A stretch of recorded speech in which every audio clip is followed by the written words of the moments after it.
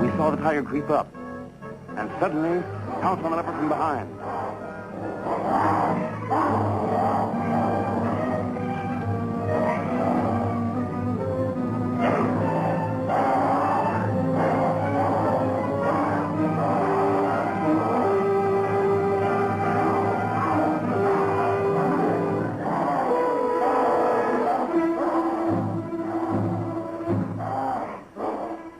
Well, it looks like the jungle cat fight was a draw.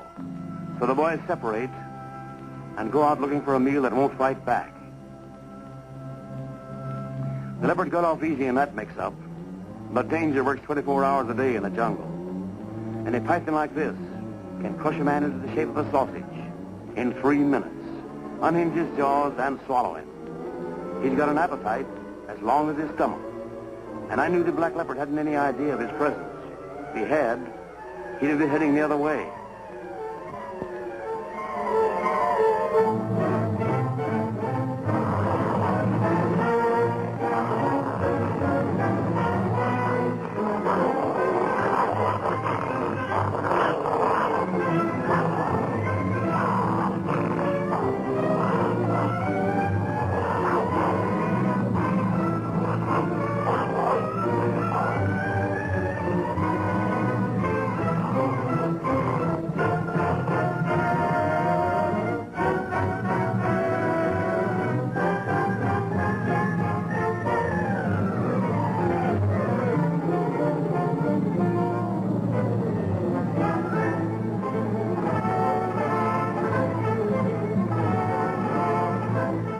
It's all over now.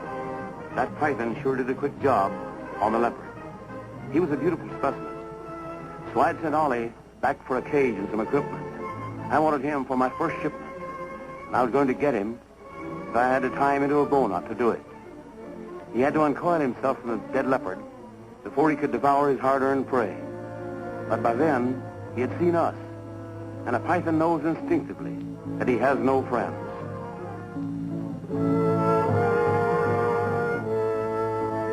I decided to catch him cowboy style, the way I used to lasso rattlers with a string when I was a kid down in Texas. We ran one into the rope, through the cage, and out the back.